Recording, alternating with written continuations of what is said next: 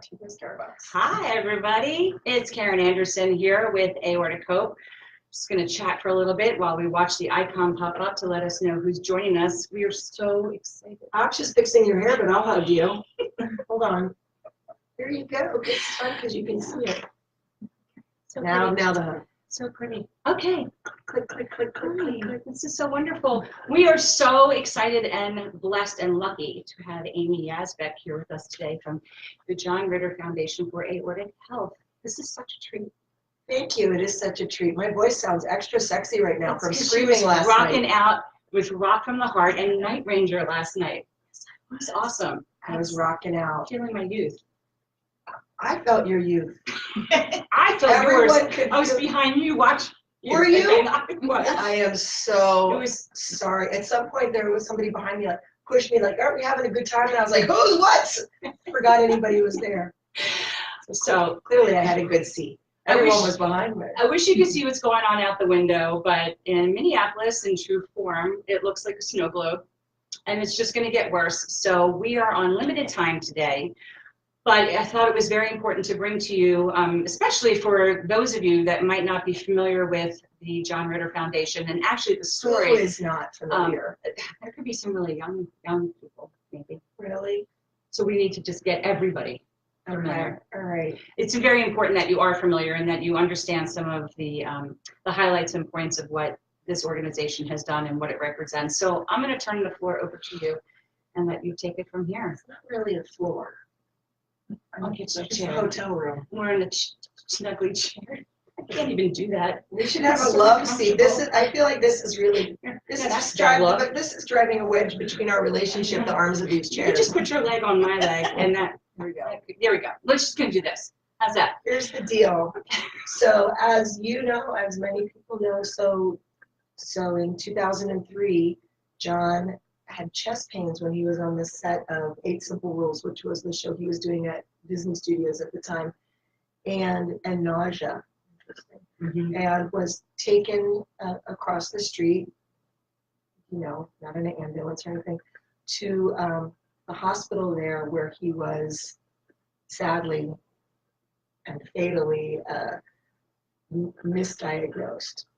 So he had an aortic aneurysm that was dissecting that nobody thought about, and they see this 54-year-old, 1 week away from being 55, guy, a little overweight in that demographic, and they're like, heart attack, and they went straight down that diagnostic route without even an x-ray, which, as you may know, not the gold standard for okay, now my leg fell asleep, I'm too old for this, but I love you.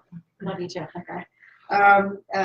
Not the gold standard for diagnosing aortic dissection, but not even that. They just treated him for heart attack with blood thinners and an angiogram, which is terrifying if your aorta is dissecting and putting anything in there. So he passed away, and then it took a little bit. This was 2003 of kind of researching around as best I could to find out information about aortic dissection. And I found it on Marfan website. They had a thing for related diseases. So they had vascular Ehlers-Danlos, which is very, very important and does not have as much attention to it as it needs to, as we know. Loeys-Dietz Turner syndrome, bicuspid valve.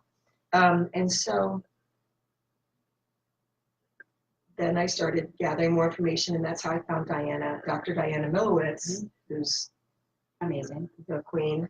And actually, I will not relate any harrowing stories she told me, but the fact that this is a woman that has gotten to where she is in science and in medical science, she's had to put up with a lot of BS from, sadly, people who don't understand that women have exactly the same proficiency, mentality, all that stuff. And when you meet her, you're not thinking, oh, here's this beautiful blonde woman telling me information. You're like, that person's going to save my life. Immediately. That is all. Anyway, her big fan, and we're like sisters. So we've been getting the word out about awareness in emergency rooms, but also Diana has the John Ritter Research Program in Aortic and Vascular Diseases at the University of Texas Health Center, shorthand Millowitz Lab, I'm saying, because, and she and her team and others, now there's so many genes that you can, over 20, maybe 20, I know there's always more in this is very scientific, in the hopper. Literally. It's a bingo reference, but yeah, that have yet to, I think, be published. But so you can find out, if you can find out what gene it is that is, what if you can identify what gene it is that is directing your body and what to do, and in a screwy way with your aorta and smooth muscle tissue. Every gene has a different, like, natural history of what age it might dissect, what person's age it might dissect, what in the life of this aorta, what kind of things are happening, and so people be able to not only just rule in and out their family members once they know which gene to look for, but that your medical professionals and the people following you will be able to understand more about your specific risks. And that's interesting. I've not heard that before. I knew that because we share this all the time on our page, the research program, and I knew. I'm a fan. Oh, good. I'm glad I'm a fan of yours too. So I knew that the key was you have to find something. Like I sent my stuff in, so you have to find something in me before we really could look in my son to make sure he was okay. But I had no idea that it could determine timeline. That's so many. I mean, so not all. I think. I mean, there are studies that Dr. Millowitz is doing, and I'm sure other people too. But I have such a direct line to her that it just blows my mind. Yeah, and especially ACTA2 is very well studied, and there's another one. Got an M in it. Looks like milk something. Sorry, I don't have it with me. I'm usually so smart in a snowstorm after a rock concert with only having 2 sips of coffee because it's unattractive when I do this. But as Dr. Millowitz was saying, it's very expensive to have your genes checked. That sounds like we're going to a tailor. Right. Yeah, I know. It is expensive. But now that it's in the commercial realm, where different companies, and I don't mean like 23andMe and Ancestry and stuff. That's a different thing, and they can only give you the ones that actually test for all of the cardiovascular. Like GeneDx. GeneDx, absolutely, and Color.com had a sale at Christmas time, and I met the woman who was starting, because they've been doing cancer and breast cancer panels, and they started their cardiovascular one and had this strong arm a little bit, I don't know, strong arm, call and say the word aorta, because it was cardiovascular, cardio-arterial risk, and I'm like, you have to say aorta, so when people search aorta gene stuff, you pop up. I'm very, very intelligent. I'm not. This is my niche. I like Etsy, and long walks on the beach. What do you pin? And aortas. I like crafts that you do. I don't know. Well, tell me about. You just had the run, right? That was in October, November. Oh, you're talking about in New York. You're acting like I ran. No, well, you cheered. The Ritter sitter. I sat. Yes. Yes. So Team Ritter is our sports division. Sports division. And our Team Ritter captain is Ed Kooning. He's wonderful. I believe he's Edward Kooning IV. So get that straight, because he won't turn around for Ed. Does it say that? Yes, he's the best. So we have teams running the LA Marathon, New York Marathon, the Flying Pig in my hometown, Cincinnati. Go Cincinnati. And other places Jen, off camera, where else? There's a run in Houston. Wherever you want to put together a Team Ritter, we'll do it, and to raise money for funds for research. It's fantastic. It is fantastic. I know. Oh, let me tell you about color.com. Sorry. Please, yeah. Please. Only because they had a sale at Christmas. Mhm. Right now, it's like only $200. And that's going to Which, do all. which I know is a chunk of money, but for something that's usually like thousands of dollars, Right. that will scam you spit in the thing and send it in just like you're doing Ancestry. Like, am I really Irish? Because I don't look like my dad. You are the father. That's Maury Povich. I kind of like him. But it's not that. So you spit in the thing, same thing, and then it was $90 at Christmas, wow. which is crazy. But I think they also have a thing where it's something around $200, and if one of the genes comes up for you, and they work with your doctor, genetic counselor, they're not just like, here's your genes, good luck with that. Yeah. I believe, and if not, this might inspire them to do it.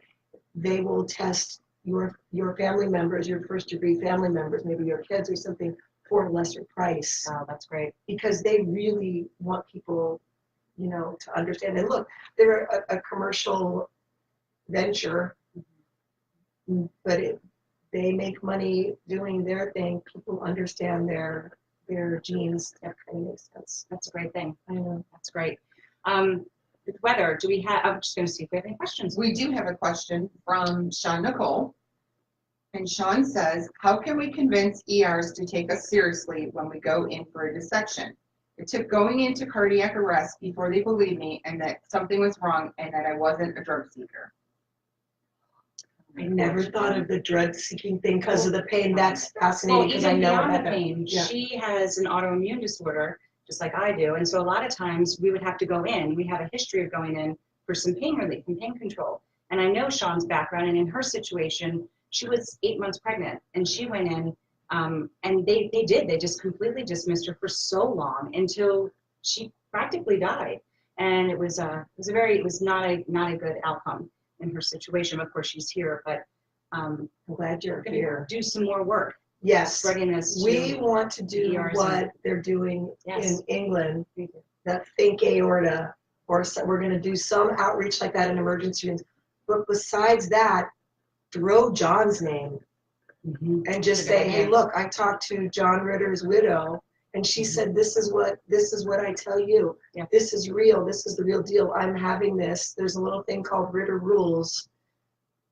Yeah. I don't know if that'll work, but it has worked where nurses have saved people's lives. Like they're like, oh, they're checking you out. Did they check you for an aortic dissection? I am so sorry that happens. I mean, that's like the main thing is to catch it then when it might be too late. And then that's how we got to, well, what if people knew that they had an aortic aneurysm? Well, how do they know? Well, their family history. Well, how do you find the family history? Genetics. But that is when you're down to the wire, and that is how we lost John. Yeah, what do? We got to do so many outreaches. We had a little board meeting talking about that, talking about how to do things and get awareness out to emergency rooms. Well, we just have to go and sit in every emergency room And just do it until they agree. Yeah. That's a good answer. I need your ideas. Let's get everybody's ideas. Send it to us. But we have ideas. We have the ID. Yeah. The emergency ID. Bracelet. Because God forbid that you should be not able to advocate for yourself and you just pass out at a bus stop or something and they start treating you for something that you don't have, like John passed away. Or you're in another city or town and they All don't of know your it. history. Yeah. Exactly. Isn't there a thing where you can have your history on a thumb drive or something? Lawrence Hope actually has key rings that have a thumb drive. Yeah, I remember So that. there's a bunch of different things you can do. Okay, let's do Brainstorm. it. Yeah, we're gonna talk gonna brainstorm, but I think that the awareness has been raised a bit since John passed away, as sadly is the case. There was the pre-John Ritter awareness and post-John Ritter, and John was the last, I don't know what else happened that night, he died, but one of the last cases of the pre-John Ritter awareness. That's right. And a lot of it had to do with doctors being scared that they were going to get sued. tough titty, because I think what they say in the Twin Cities. But it's like, it's very, you know, sad to say that that is part of it that brought a lot of awareness. And I'm not advocating people go after it or become litigious, but if bottom line is the money, and we can appeal to hospitals and go, look, you can save yourselves a lot of time and trouble and money to accurately diagnose and be able to know before you start going down the wrong pathway or send somebody home. It's like, and especially women don't get hurt because we're hysterical, which is a word that comes from, but hysterical means woman, right? Like the word hysterectomy, like hysta everything. So it's like, it's okay, honey, go home. We're doctors. We know what we're We doing. know what we're doing. Go You relax. just go home and take a chill. Take a hot bath. Take a hot bath, which would probably be bad. Absolutely. Okay. Next I'm so glad that you're okay. Next question is actually two parts from MK Maxwell Wagner. What should I do now that my thoracic aorta is 3.9? And should I wear my bracelet in case something happens? All I can say is always wear the bracelet. I'm not a doctor, so I don't know what your particular thing is. And that's the other thing about knowing your exact gene is there are developing guidelines for some dissect at a smaller diameter than others in body frame, everything plays a part in the calculations. all of it. So I don't know. I wish Diana was sitting here. We'll get her. We're going to get her. So, but yeah, wear the bracelet and just throw the cred that you're part of our team. Probably going to say this name wrong, but Keila says, my dad passed away 2 months ago at age 60 from an aortic dissection. He didn't have Marfan syndrome. There were no signs of being in my family, but I am wondering if, as his daughter, if I should get tested. If you can afford to get an echo, at least an echo to measure and again, I'm not a doctor. I can't give doctor advice. Gal to gal, you guys are just, here's what I would do. But you should absolutely get your aorta imaged to get it a baseline measurement for it to see if it's not aneurysmal now, and then you, just like we get mammograms, which we should, and you need to see when you get a mammogram, what your breast tissue looks like normally to know if it's becoming abnormal. I'm so sorry about your dad. That's horrifying. And I think I remember Diana saying that it can be difficult or challenging when you don't have any DNA from your relative that passed. But it wouldn't hurt to make a phone call to the research program to ask. But I think I agree with you. Definitely just get an echo, talk to a cardiologist. And also the thing about family history is a lot of people don't know if somebody in your family might have had the gene and it wasn't expressing itself in an aortic problem and they passed away for a different reason, or somebody passes away and just like I actually do Ancestry.com and stuff, and so I'm looking at death records from way back, and it just massive heart attack. Well, they don't know really whether it was a heart attack. If somebody like John's dad clutched his heart and fell to the ground, never had an autopsy, and they think because John's brother also had an aortic aneurysm, which was found and fixed. Look how big my hands look when they're closed. This is me hugging. There's Kim hugging. Don't get too close on the under eyes. Are there any ocular plastic surgeons out there for me? Look how big my hands are. Okay, sorry. But do you know what I'm saying? You don't know. It goes and they put it in the cardiac category and they're only catching this many, and we know how much more prevalent aortic aneurysm dissection is now. You see me keep looking there like, oh yeah, no, we're not flying home today. But we don't know. Did you get a shot of the snow for people? No. Well, this camera's perfect for now, but in a second we'll move it, but we don't want to screw up our light. Yeah, the lights are. Okay, so let's just take 2 more questions because then we have to go to the airport and beg sit for there. earlier Oh my flights. goodness. Yeah, But let's do this again. please. Every time we see each other. Or not. Why can't I We do can it? remote. What does that mean? You can be in California and I can be doing it. Is from it a Ireland. split screen? Well, it's not even. I would have the larger section. No, that's not okay. how, wait a minute, my agent's gonna have to. We'll figure it out. You can have the bigger screen if you want. All right, next question. Susan Grant says, I'm wondering how long it would take to get my kit. I was accepted into the study through the John Ritter Center with 2 small aneurysms in November. Talked to a woman from Texas, and she said I was getting the kit in the mail, nothing yet. Does it take a long time? I live in Canada. By the way, Canada's great at this.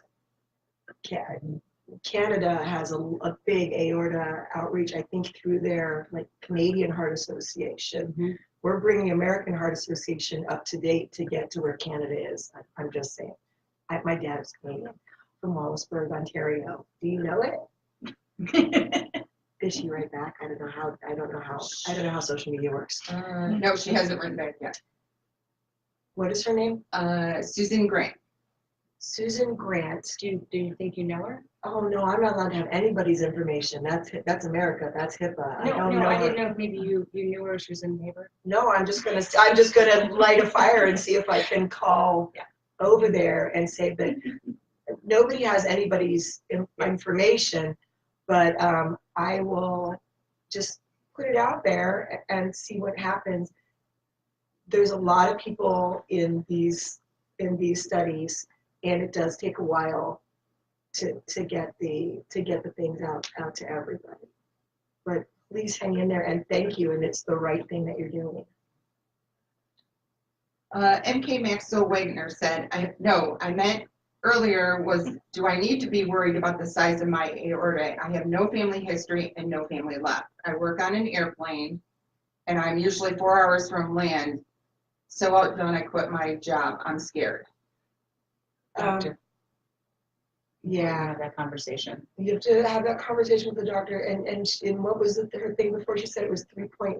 Mm-hmm. Just if she should wear the bracelet. I would always wear the bracelet, but I don't know what your particular situation. I don't have the skills to know, and I don't know at when you were diagnosed, what size, where it is in your aorta. Oh, she said ascending, right? Thoracic. Yeah, thoracic. So thoracic. That's what we're talking about, right? Mostly. Yeah. 100%. Not 100%. We some abdominal stuff. I go the whole aorta. Oh yeah. Pay attention to it all. Okay, right. I know because sometimes it's the whole. I've known people who had an issue lower and then they dissect out. Stem to stern. Yeah. Yeah, I don't know enough because at some point the numbers have to do with the measurement that's being measured by the radiologist or the person imaging it, how it's translated to the doctor, and then it has to be into your specific case. So I would say be careful. I can't tell anybody to quit their job, and I don't know what the effects of being on an airplane. I've never heard that. I mean, if that is a thing, a pressure thing, I've never heard that. But we'll have these questions, and then let's give them to Dr. Milowitz, and then maybe she can answer them and you can post them. Yep, they're online now. I'm saying words online, posting all of the in correct Aortic words. Hope. In this event, I will do my best to get the questions that we see online answered for you. Let's do that. I'll push on that. Because there's probably questions where you're not going to have a chance to get to. Yeah. As we keep staring, you can't see. Well, you can see right up close, but I know there's stuff in that white area out there, right? But I can't see any. I can't see anything. You'd be the worst weather woman ever. I would be. There's here a big we are. area of There's white. close and there's white and a white area And here. you can't see any buildings. And we so- can't see any buildings. So yay, Minnesota. Love Minnesota. I actually do. I think we'll probably wrap this up. Okay, And so answer the questions that are online for people. Yeah. If there's anything specific for you, I will send it to you, yes. and we'll get them answered. And Okay. yeah. Okay, I think thank this you very is much. good. Yeah, thank you so wait, I'm much. gonna do the Just hug give a again. hug, and I will hit the end live video button. You guys, thank you. Thank you. Bye. You didn't show the snow. I didn't. I We forgot. take